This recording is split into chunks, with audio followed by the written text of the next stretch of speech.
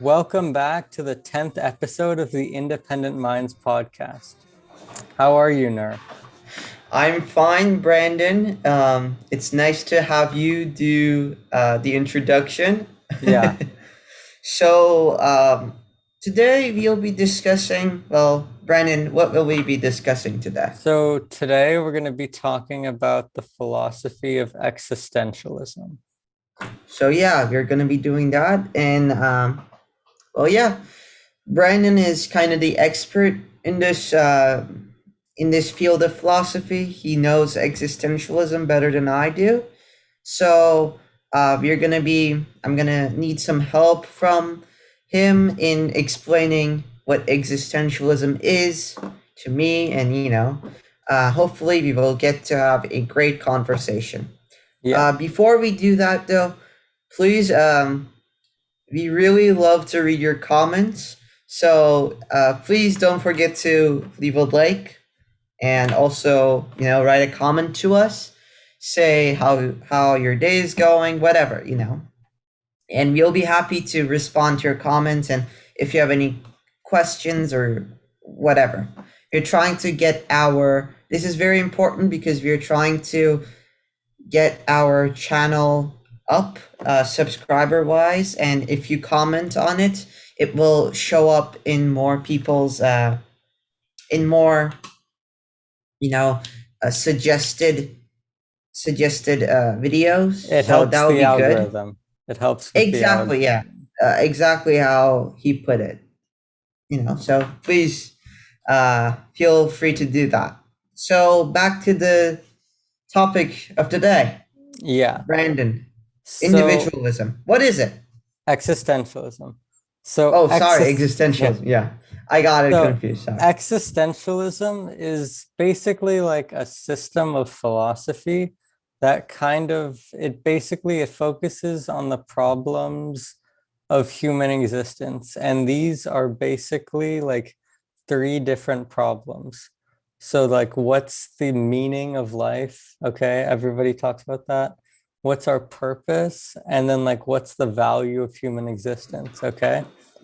Uh huh. So existentialism really started like the thought started with a Dutch guy named Soren Kierkegaard, but existentialism didn't really become formalized until like the 20th century, and that was with a French guy named Sartre. Sartre, So you said. yeah. So he wrote a book called Existentialism is a Humanism. And that is really what like solidified everything around existentialism. And that's what kind of made it as it is today. So in this book, he got, so first of all, he got the idea for like the thesis in this from like a misunderstanding of the book Being in Time by Martin Heidegger, which is just kind of funny.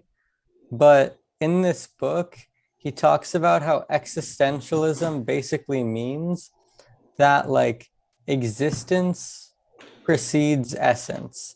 He says that's like the dogma, the mantra of existentialism.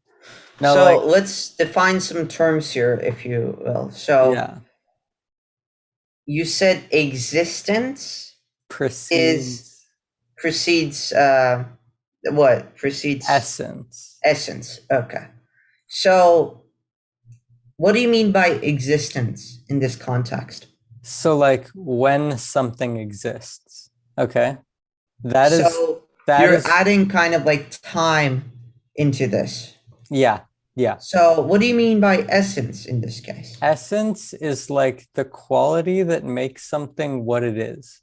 So, what this statement means basically is something exists before it becomes what it is. That seems stupid. That seems like illogical on its Uh-huh. face. But like he's right. So let me explain. So first you got to think about like how does this work for like non-human things? Okay. So Yes. imagine like you have a craftsman. So, okay, there's something else I need to go through. So Sartre was an atheist, but Soren Kierkegaard was a Christian. And Soren Kierkegaard basically had like the same ideas as Sartre, but Sartre's the one who formalized it. But Mm-hmm. so I gotta explain how like Kierkegaard started at first. So with Kierkegaard, he kind of envisioned God as like a craftsman and like humans as like little like paper knives that a craftsman would craft. And so a paper knife is a paper knife because it cuts paper, right? Sure. But before the paper knife has ever become a paper knife by like cutting a piece of paper, the Mm-hmm. craftsman has crafted it and it has come into existence. Okay. I understand what you're saying. So what that means is that's an analogy for humans. What Soren Kierkegaard is saying is that like God made humans, but he didn't make what they are. They choose what they are through their actions and through their decisions, which will like decide their lives and their purposes and values. So that's another big thing with existentialism, right? It's that each individual is the only person responsible for giving their life meaning. And this isn't the job of like society or religion, but it's like the job of the individual. Free will. Basically, yeah. It's basically like free will too. A So, free will 2.0, you yeah, said, huh? yeah. So, Wait, so can I explain what Sartre thought now? sure, go ahead. So Sartre was an atheist, so there must have been like some difference. So Mm-hmm. Sartre just, I guess maybe like it doesn't really matter how he believed humans came about, but what he shared with Kierkegaard is that he believed that humans, first of all, were born, they rose up in the world, and then they Mm-hmm. define themselves afterward. That's a quote from Existentialism is a Humanism. And what that's saying is that humans like encounter themselves, they encounter the world, and then the actions that they take in that world define themselves. It defines their meaning, their purpose, and the value that they give it. Yes, I understand. So, basically, um, in Sartre's version of, shall we say, version of existentialism, humans define many things, and so I think what would be very important for us to do would be to compare their kind of, what era they lived in. For example, so Kierkegaard, I'm pretty sure he lived in the 19th century, whereas Sartre, he lived in the 20th century. Yeah. So Kierkegaard actually, so he died in 1855, Uh and huh. Sartre, hold on, I have to look this up. Sartre died in 1980. Sartre was like alive when our parents were alive. I So understand. he's a So, much more recent figure.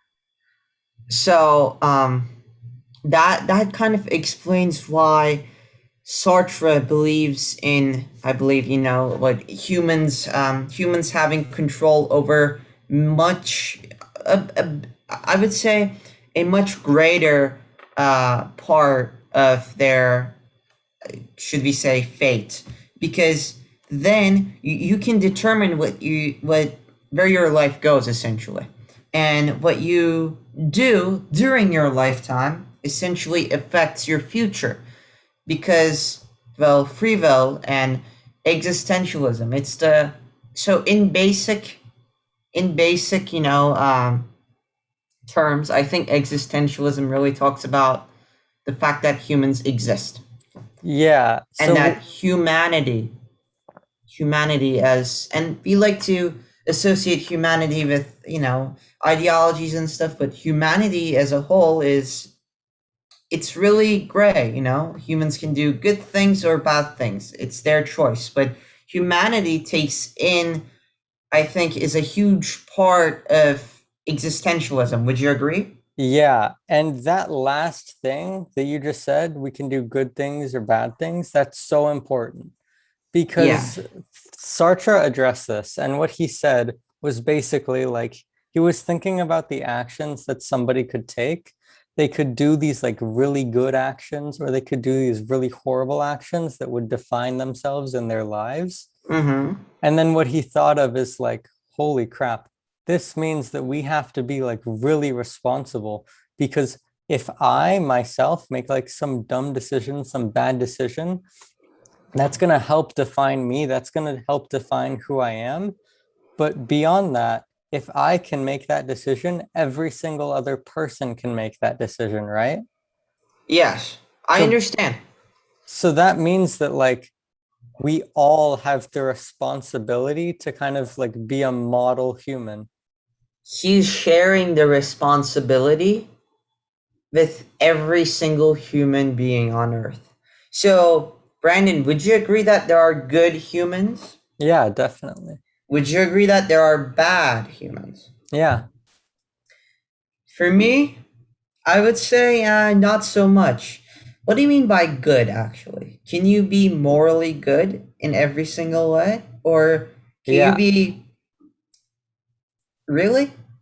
For Yeah, I example, think that like if I mean it doesn't I don't have the number like written down, but like if you act according to like that principle which you wish was universifiable. So I if thought you of a scenario, okay. I give a homeless man $2,000. I just give it straight to him. Okay. Just 2 hours after I leave, someone sees the $2,000 he has and they just kill him. I did a morally good thing, which my religion taught me to do, but at the same time, that led to very, very bad results for the man. well the thing is that so if you took a consequentialist framework, that would imply that your action was bad. If you took Mm-hmm. a like what's it called? What's the like what what's the Describe it to me and maybe I could so find it. like the opposite of consequentialism, like the idea, let me look it up really quick. Um Sure, look it up. it's It's fine. it's called it's like what Kant's system of ethics was. He did um hold on. Kant. Let me also Google it. Are you looking for the word deontology? Yes, yes, that's the word I was looking for. If you Deontology, took a yes. deontological, look at it, which you could learn about these terms in our previous episodes of the Independent Yeah, Minds yeah. podcast. But We discussed that a lot. if you took a deontological look at what about you giving the money to the homeless person, then the only relevant thing is your intent, right? And I would argue that like the deontological one is the correct one. Because if you accept consequentialism, you have to accept some like absurd propositions. You have to think that like attempted murder is okay. And that's things like for example, like mandatory well, just never mind on that last point, but like I would be a lot more inclined to take the deontological position here. Yeah, I have to agree with you actually. It's the intent after all that really matters. But you know, I could go to kill someone if the gun fails to work. In that case, that's still on me. I Yeah, still go to jail.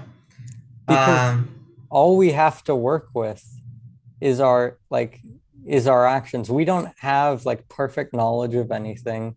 We You're can't right. predict the future. So it's like in my view, it's stupid to think that like any single human being can perfectly predict like all of the possible like outcomes of their actions. They can only go by their intent. But I must say something. I don't think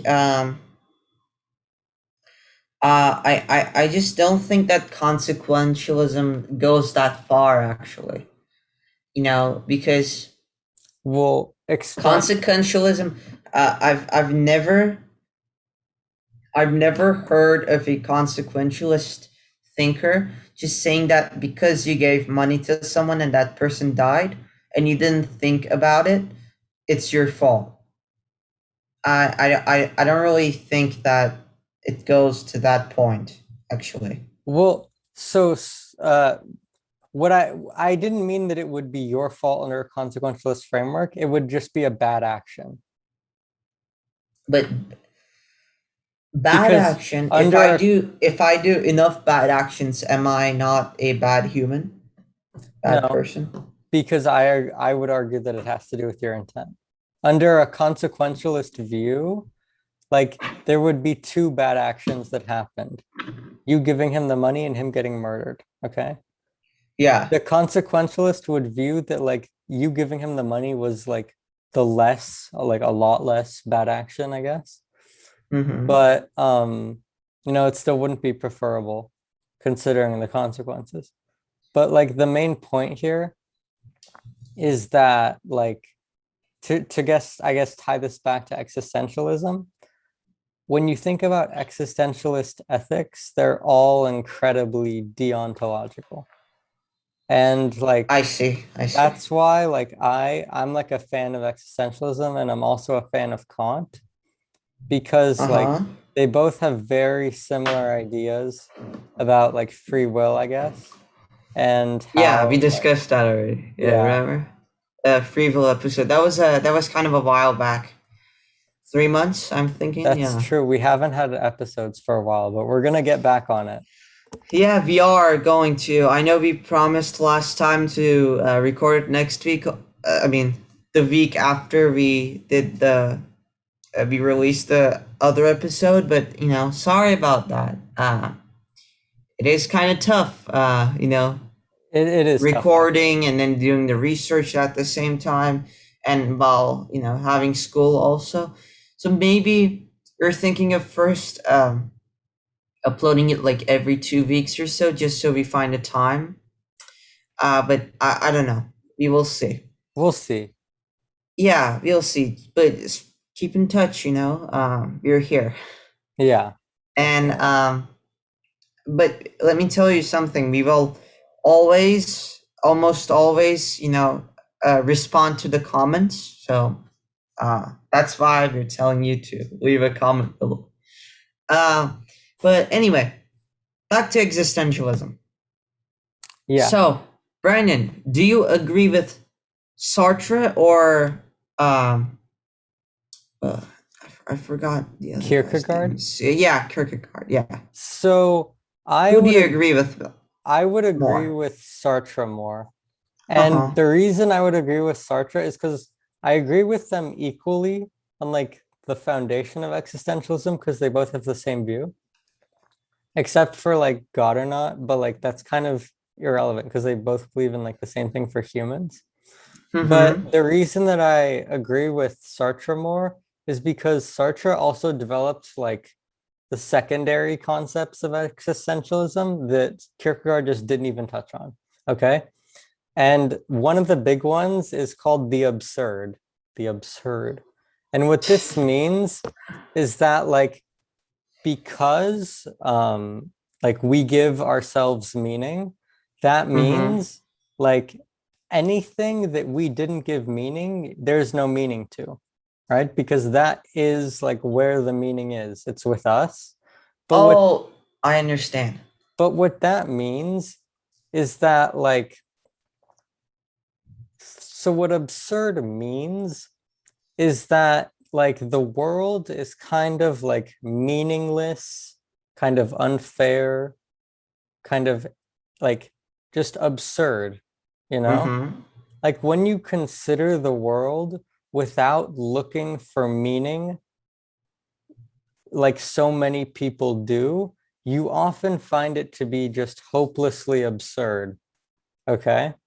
I And got it. so Sartre, like, just said this basically, but Kierkegaard disagreed. Kierkegaard said that the absurdity is limited to human beings. He says Mm-hmm. these things are absurd, such as like human actions, human choices. Kierkegaard says these things are absurd because they stem from human freedom.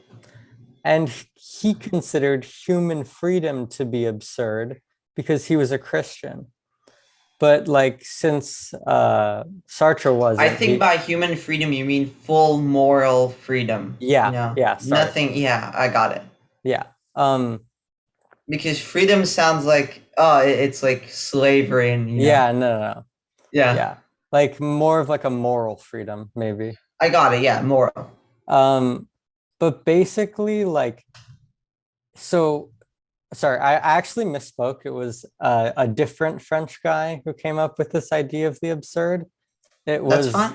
it was mostly like Albert Camus, but you know, Camus, yeah, sure. Sartre actually did help with that, so I wasn't totally wrong. But what that means is basically like you have to live your life authentically, okay? And you have to live your life without looking for meaning in the absurd. So I what got it.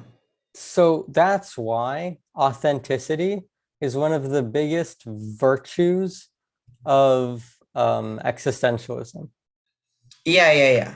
I understand. I understand. It's because if you live your life unauthentically or unoriginally, You're not then giving it meaning.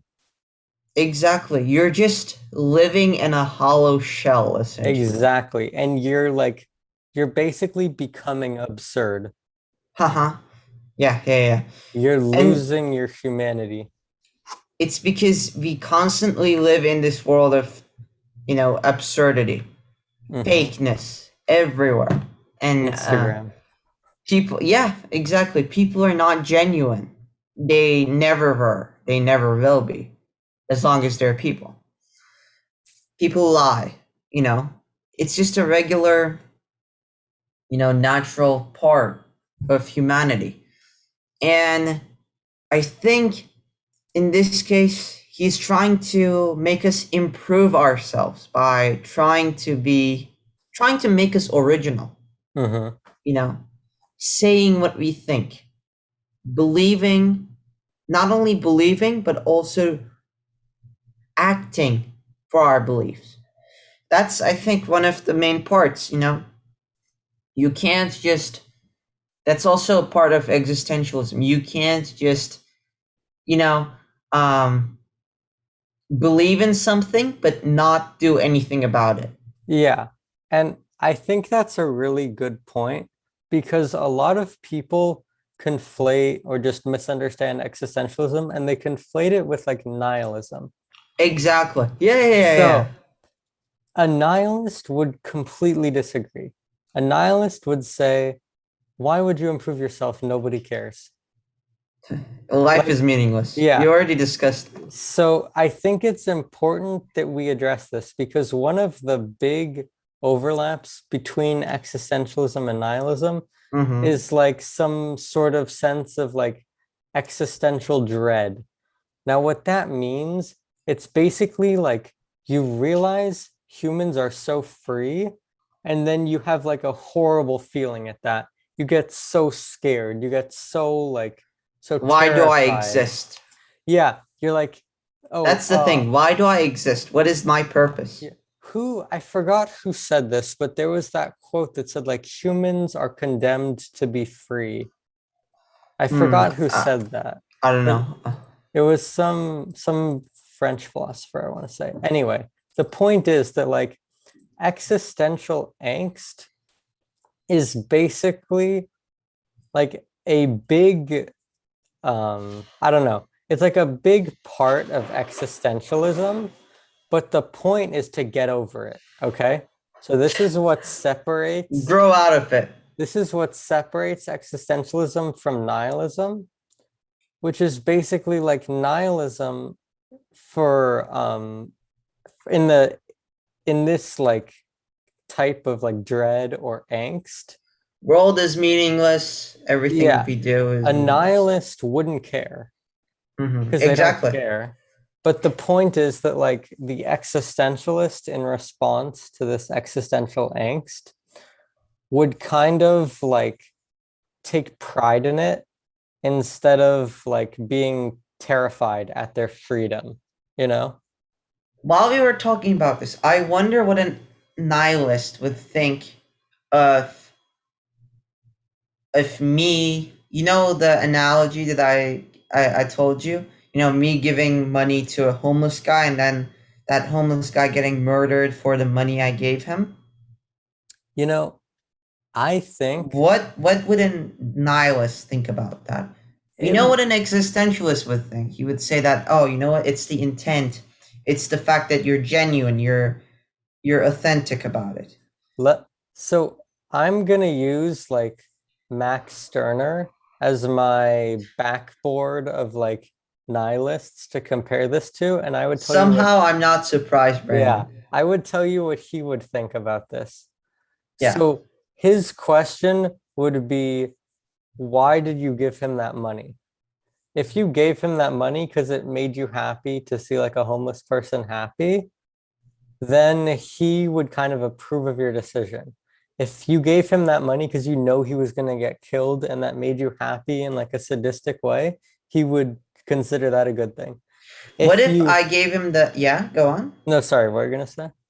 No, go on. I think you were trying Okay. to say what I So was then going to say.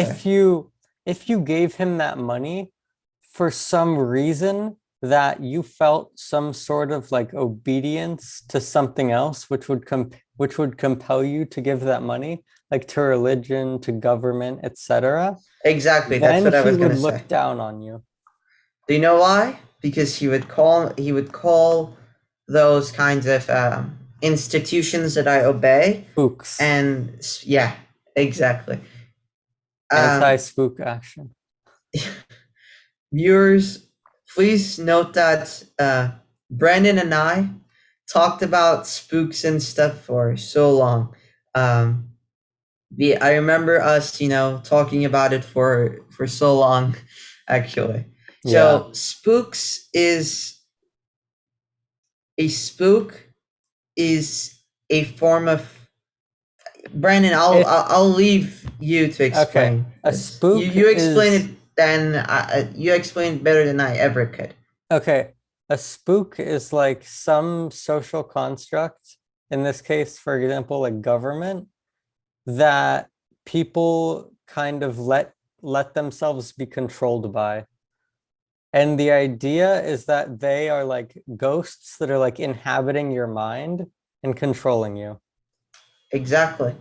So this means that, for example, would you, Brandon, what would he say if I told you to go and fight for your country?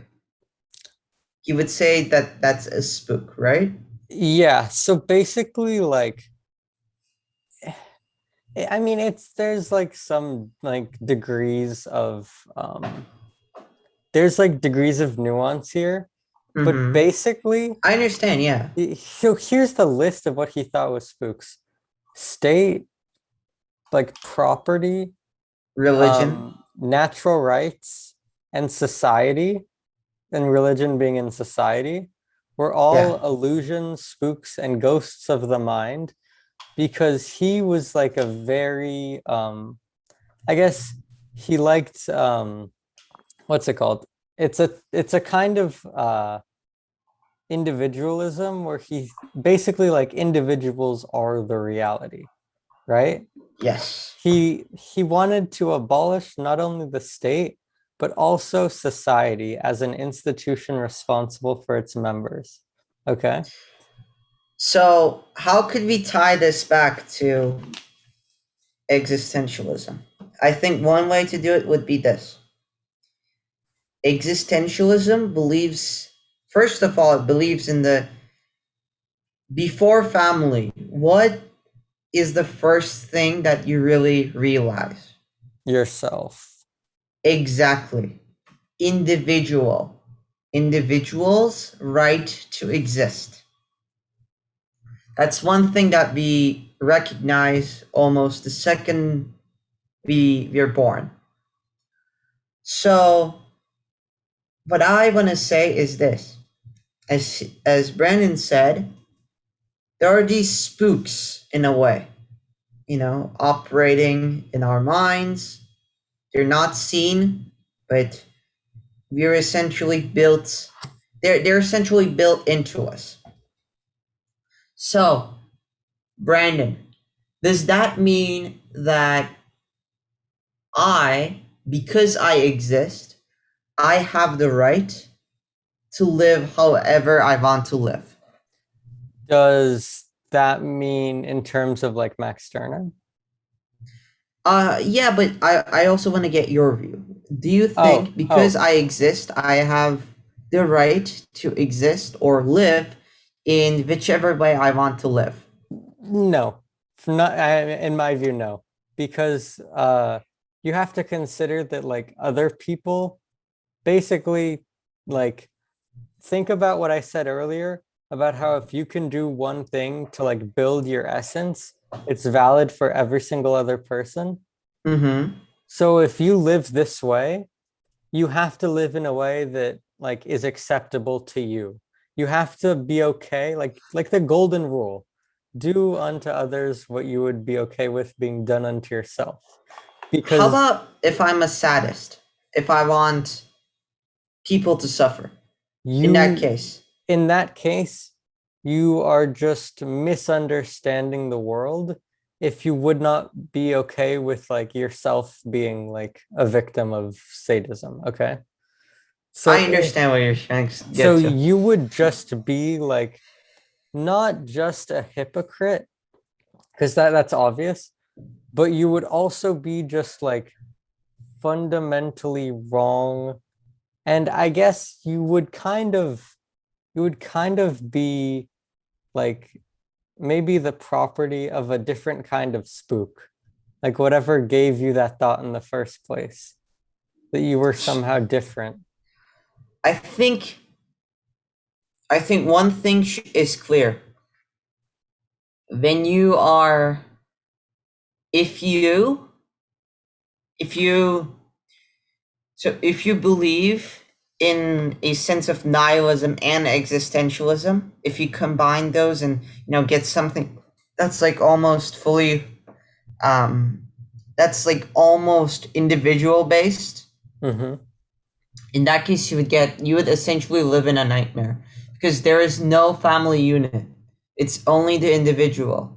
Well, I just want to, Imagine a world where mothers just eat their children well, I just, because after they're born, because why not? I don't want to look after children, for example. well, I just want to point out something. The family unit and the individual are not incompatible. A family unit is just a group of individuals. Yes, it is. For example, what if I disagree with my, let's say I have a sister, right? Hmm. What if I disagree with her fully on um, who should use the PlayStation for today, or who should get the television for today? Okay, Hmm. let's say I have a struggle sharing it with her. So in that case, wouldn't we be different in a way? Wouldn't that just You would, immediately separate the unit? Isn't the family no. unit? Hold on, but isn't the family unit also like a spook in that case? In Max Stirner's idea? So Because, it is, but for another reason. but let me just expand upon this. Hold on. So why do we feel the urge to give not just if I have a children if I have a child, would I just leave him to the streets because, oh, you know what, I don't want to share my food with him? Well, Because if I don't have any spooks as you just mentioned, in that case wouldn't I just want to do that? Yeah, because you know what? I just want to live for myself. I'm a nihilist, let's say. you're conflating like different definitions of individualism. So far I'm kind of been doing this too, but for 99% of the times I've said individualism, what I meant was methodological individualism, which is the idea that like social phenomena result exclusively from the actions of individuals because individuals are the only people who do things because all people are individuals. But like what the problem is, one time I used individualism in a different way. And what I Mm-hmm. meant was this was when I was talking about Stirner. So he kind of held to like normative individualism, Mm-hmm. which means people like should be kind of as like selfish, as egoistic as they could possibly be, because that was the only way like you could possibly be without like being like spooked, basically. Yeah, yeah, yeah. I hear you. Yeah. So what I mean is that in terms of my views, I'm not someone who believes in that like normative individualism. And I don't think it would be okay to like leave a baby out on the street. But for Max Stirner, he would do it in like 5 seconds. Max Stirner. Yeah. Yeah, yeah. I'm not debating you. I'm just debating Max Stirner in a way. Yeah. Because you've read him. So in a way, I think that's why spooks are actually great because they the reason I say spooks are great is I don't think if you have too if you're if you rely too much on these spooks, in that case you miss the whole point because spooks are in a way to there to help us they're there to help us, survive in society. And in a way, for example, having children is actually one thing that we could destroy Max Stirner's argument because, well, if you don't have children, you're kind of harming yourself and your family because you're just living and then you're going to die, right? And then you have no one to remember you after you've died. Well, I think that the last point you said before that was like it was so like, that last point embodied everything existentialism stands for. Because what you basically said was that like some spooks are okay. And the reason that's so good and so significant is because what the existentialist does is he looks at the spooks for what they are, which is spooks, Mm-hmm. but then he like accepts them in forming his own identity. He Yeah. disagrees with like the nihilists, you know, and he believes that like they are kind of there, he's not in service to them. He understands that they can be controlling, but he accepts them and he sees them as like helping form his essence, basically. And I think that really well, I think that distills like the essence of existentialism very well. Yeah, yeah, yeah. I understand what you're saying because when you really think about it, when you really, really think about what why we came here and why we're doing things that we're doing today, it's it's almost always put into our minds by those around us. Hmm. I believe in today's day and age, we get there are so many ways to entertain yourself, right? For example, I could eat whatever I want in just 30 minutes, just like that. At the same time, I could pretty much access anywhere. I want to spend the summer in Florida. I'm there within 5 hours. I want to stay here during the winter. I'm here.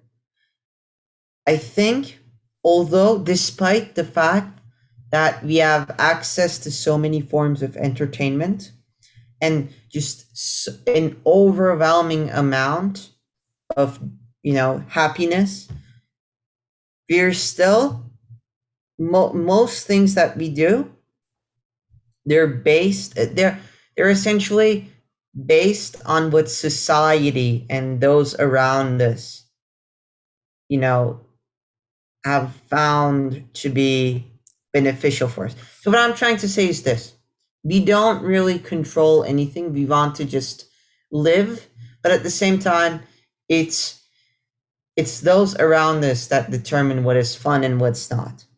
Well, the thing is, there's a distinction that you have to make between what you mean by determine what's fun and what's not.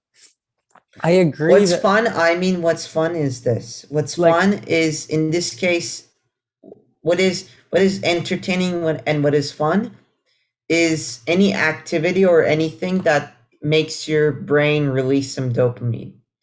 What's what's really fulfilling is something that leaves a mark on life after you. If you build a shelf, for example, that doesn't specifically give you that much of a dopamine boost, does it? if you But build what a that what? if you build, for example, like just a shelf, Oh, oh, oh. does that give you a dopamine boost, really? That gives you a really small amount since you've completed it. But that doesn't do much for you. But actually, that is fulfilling in the sense that it was told to you by those spooks, quote unquote.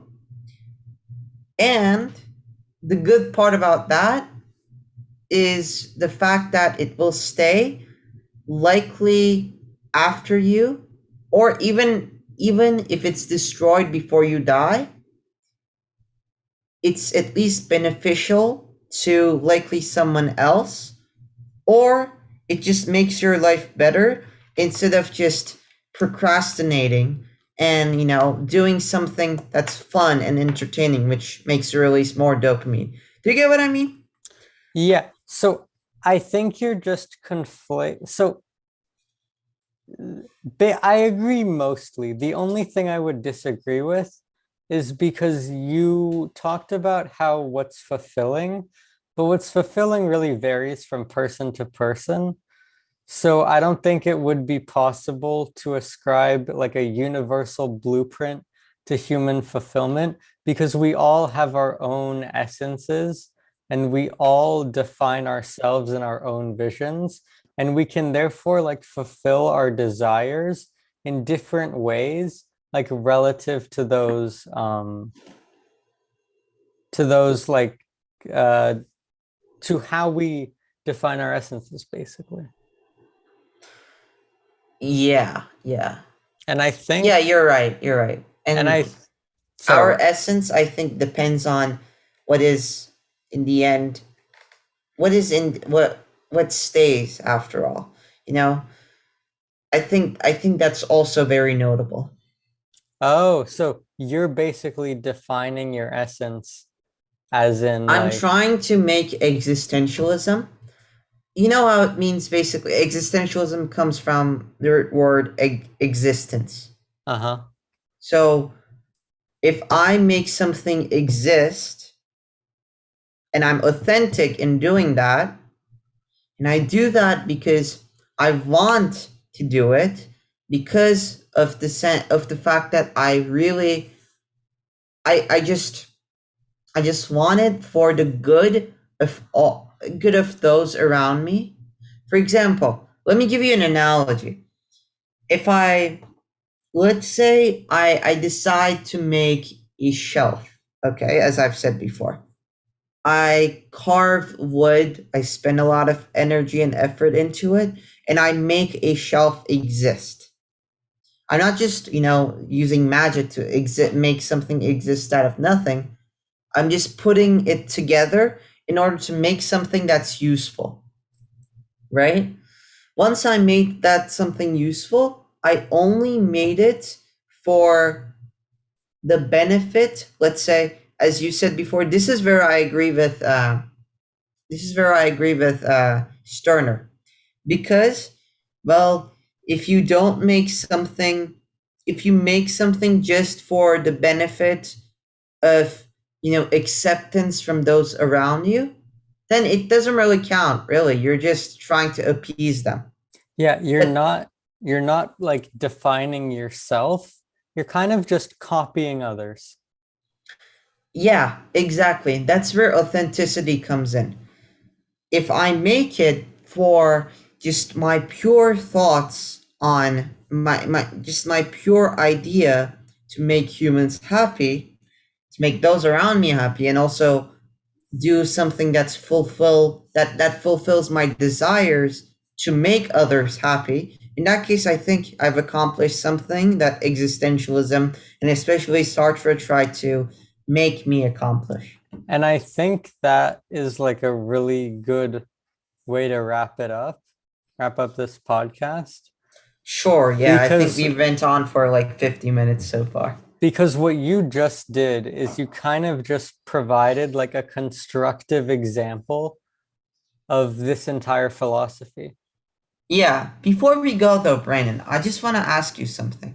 Sure. What is something that you've done that you feel like is a great that's something existentialism has taught you to do?